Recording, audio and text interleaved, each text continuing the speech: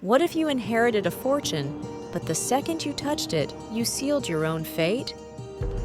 Marcos, a teenager who's lost almost everything, gets a letter out of the blue. It says he's inherited a huge mansion in a remote town called Ravensmoor from a relative he never knew.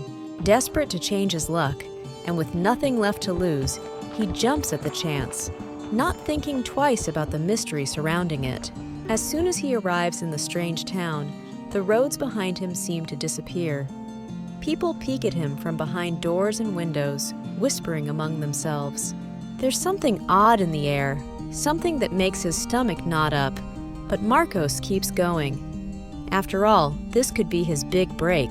The mansion looks ancient, like something out of a creepy old movie.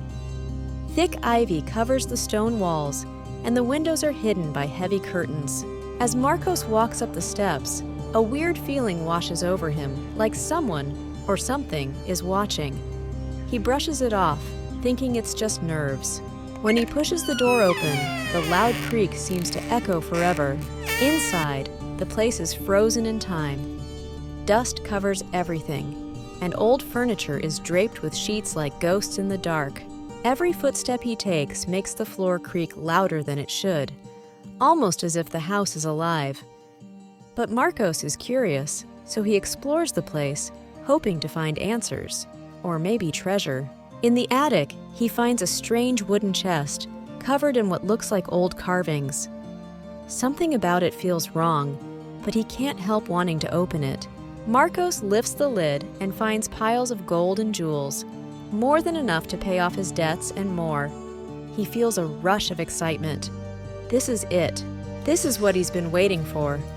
But the second his fingers touch the treasure, a chill runs through his body. The air around him turns cold, and the shadows in the corners seem to stretch and grow.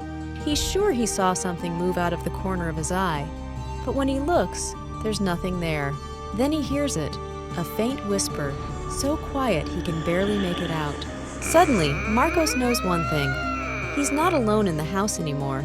That night, Marcos tries to get some sleep, hoping to shake off the strange events of the day. But the mansion is far from peaceful.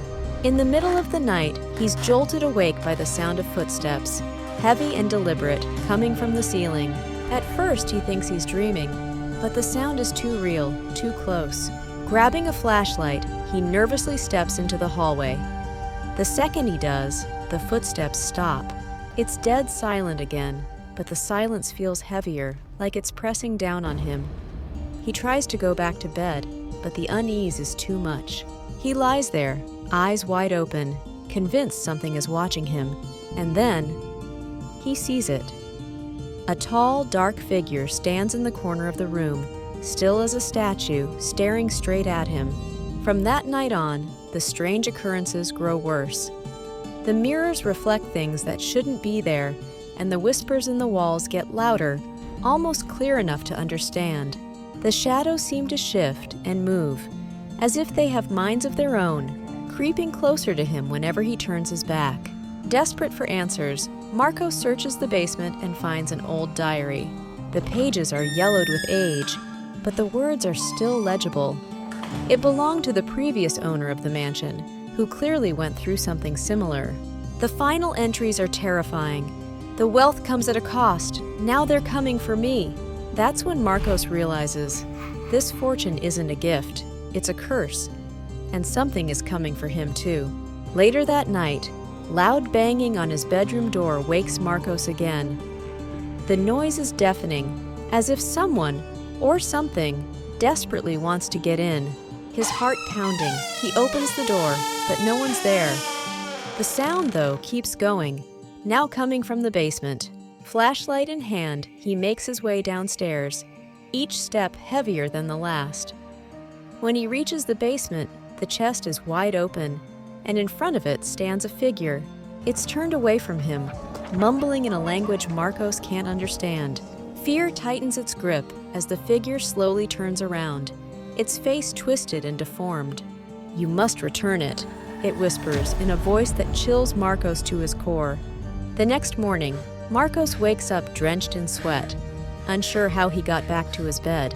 He tries to leave Ravensmoor, but every road leads him straight back to the mansion. It's as if the town itself won't let him go. He returns to the mansion, only to find a horrifying message smeared across the wall in blood. No one escapes. Your greed has doomed you. As he stands there, frozen, he feels something move behind him.